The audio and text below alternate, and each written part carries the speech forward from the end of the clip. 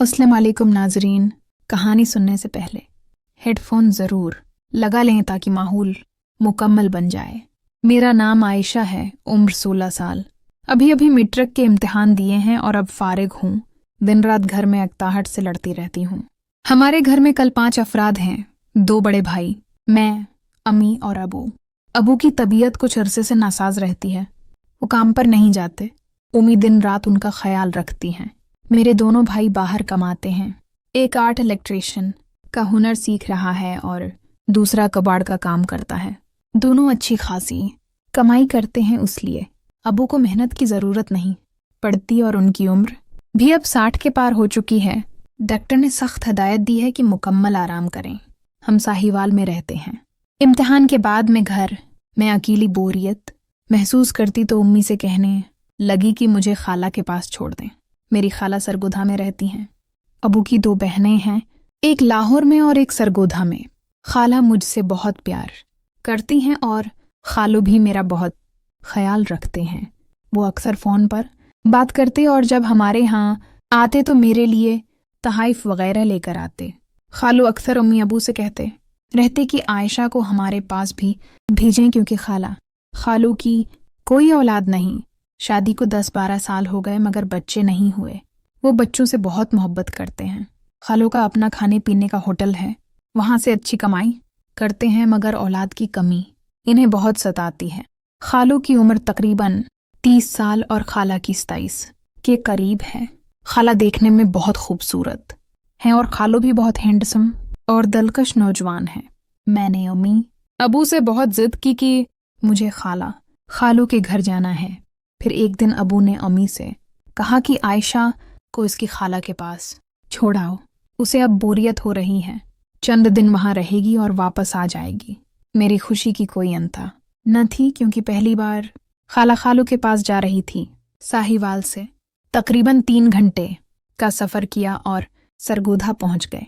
हमने पहले ही फ़ोन करके बता दिया था, इसलिए खालू ने बहुत अमदा खाना बनाया था और हमारा बहुत अच्छा इस्तकबाल किया।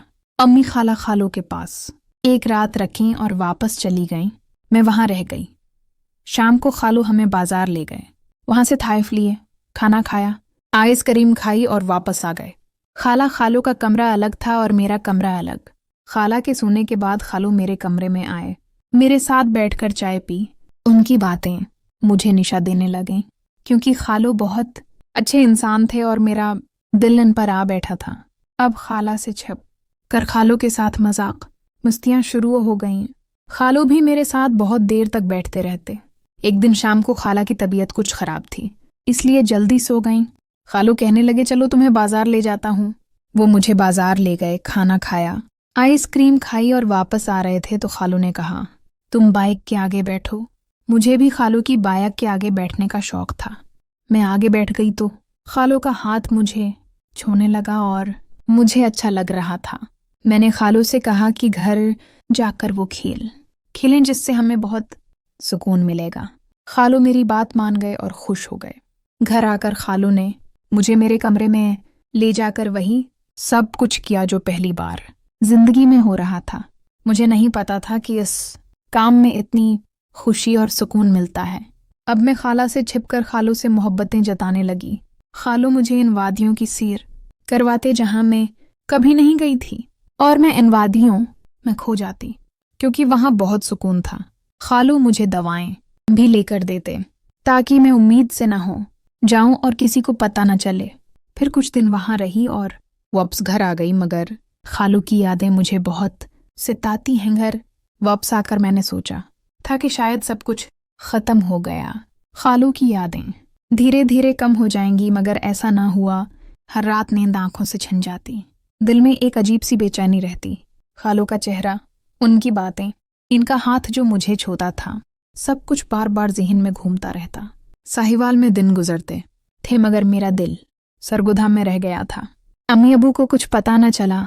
मैं बाहर से बिल्कुल नॉर्मल दिखाई देती मगर अंदर से टूट रही थी। फिर एक दिन खाला का फ़ोन आया। उन्होंने कहा, आयशा तेरी याद बहुत आ रही है, जल्दी से दोबारा आ जा। खालू भी तेरी राह देख रहे हैं।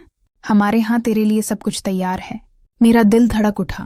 मैंने उम्मी से कहा कि मुझे दोबारा खाला के पास जाना है, चंद दिन और गुजार आऊंगी। उम्मी ने पहले तो मना किया मगर मैंने बहुत जिद की। आखिरकार अबू ने इजाज़त दे दी और दोबारा वही 3 घंटे का सफ़र। दिल की धड़कन तेज, आंखों में चमक। सरगोधा पहुंचते ही खाला ने गले लगाया। खालों ने मुस्कुराकर देखा और आंखों में बहुत कुछ कह दिया। इस बार घर का माहौल और भी करीब था। खाला दिन में होटल पर काम में मसरूफ रहते और खालू मेरे साथ ज्यादा वक्त गुजारते। अब हम दोनों छिपकर नहीं, बल्कि जब खाला सो जाते हैं तो खुलकर मिलने लगे। वो मुझे अपने कमरे में ले जाते, वहां रोशनी मध्यम करके मौसीकी चलाकर एक दूसरे को छूते, बातें करते और वो सब कुछ करते जो पहले छिपकर होता था। खालू बहुत नरमी से मुझे सिखाते, कहते कि कोई फिक्र ना कर, मैं तेरा ख्याल रखूंगा, तेरी हिफाजत करूंगा। मैं उनकी बातों में खो जाती, इनकी बाहों में सुकून मिलता। वो मुझे नई नई चीजें बताते, नई जगहों पर ले जाते, कभी पार्क में, कभी दरिया के किनारे, कभी होटल के पीछे वाले छोटे से कमरे में जहां कोई नहीं आता था। वो मुझे तहफ़ देते, कपड़े, जूते, खुशबू और हर बार दवाएं भी, ताकि कोई बात न बने, कोई सबूत न रहे। मैं खुश थी मगर अंदर ही अंदर डर भी लगता था। अगर उम्मी अबू को पता चल गया तो क्या होगा? अगर खाला को शक हो गया तो क्या होगा? मगर खालू कहते रहते कि फिक्र न कर, सब ठीक हो जाएगा, हम दोनों मिलकर रहेंगे। दिन गुजरते गए। मेरी छुट्टियों का वक्त खत्म होने लगा मगर दिल मानने को तैयार ना था। एक रात खाला ने कहा कि आयशा, अब तो तेरी शादी की बात भी सोचनी चाहिए, तेरे अबू बहुत फिक्रमंद रहते हैं। मैंने हंस कर टाल दिया मगर अंदर से घबराहट हुई। खालू ने बाद में मुझे तन्हाई। मैं कहा कि अगर तो चाहे तो हम कुछ प्लान कर सकते हैं, मैं तेरी जिंदगी बदल दूंगा, मगर उसके लिए हिम्मत चाहिए। मैं खामोश रही, सोच में पड़ गई। अगले दिन वापसी का वक्त था। खाला रो रही थी। खालू ने मुझे अलग से गले लगाया और कान में कहा कि जल्दी वापस आना, मैं तेरी राह देखूंगा। घर आकर सब कुछ वैसा ही था मगर मैं बदल चुकी थी। अब ना बोरियत रहती थी ना अकेलापन, बस खालू की यादें और उनका वादा दिल में जिंदा रहता। घर वापस आकर मैंने कोशिश की कि मामूल की जिंदगी गुजारूं, कॉलेज में दाखिला लेने की तैयारी करूं, दोस्तों से मिले मगर दिल कहीं और उठका हुआ था। खालू की यादें रातों को नींद छीन लेते, उनके पैगामात आते रहते, आवाज में प्यार भरते कि तुम्हारे बगैर दिन नहीं गुजरते, जल्दी वापस आ जाओ, मैं सब कुछ छोड़ने को तैयार हूं। मैं रातों को चपके फोन उठाती, घंटों बातें करती, इनकी बातों में खो जाती मगर अंदर से खौफ भी बढ़ता जा रहा था। फिर एक दिन खाला का फोन आया उम्मी को। उन्होंने कहा आयशा को यहाँ मुस्तकिल रख लें, सरगोधा में अच्छे कॉलेज हैं, हम उसका पूरा ख्याल रखेंगे, हमारी जिंदगी भी सुनूर जाएगी, क्योंकि औलाद न होने की वजह से बहुत तन्हाई महसूस होती है। उम्मी अबू ने सोचा, बात की, आखिरकार इजाजत मिल गई कि चंद महीनों के लिए वहां रहकर पढ़ाई करेगी। मेरा दिल खुशी से उछल पड़ा। सामान पैक किया और दोबारा वही 3 घंटे का सफर, इस बार सुकून के साथ। पहुंचते ही खाला ने गले लगाया मगर उनकी आंखों में कुछ अजीब था। खालू ने मुस्कुराकर देखा और आंख मारी। दिन गुजरने लगे, मैं कॉलेज जाने लगी। खालू रोज छोड़ने और लेने आते, रास्ते में हाथ थामते, छिपकर चौंकते। घर पहुंच कर जब खाला होटल पर होते तो हम कमरे में बंद हो जाते, रोशनी मध्यम करके मौसीकी चलाकर घंटों एक दूसरे के साथ गुजारते। वो मुझे अपनी जान कहते, वादा करते कि थोड़ा सब्र करो, मैं खाला से बात करूंगा, तलाक लेकर तुमसे शादी कर लूंगा। मैं उनकी बातों पर यकीन करती, खुश होती मगर डर भी लगता कि अगर खाला को पता चल गया तो क्या होगा। फिर एक शाम खाला ने मुझे बुलाया, आंखें सरख थीं, रो रही थीं। कहने लगे आयशा, तुम और खालू में कुछ तो है, तुम दोनों की नजरें, रवैया सब बदल गया है, मुझे शक हो रहा है।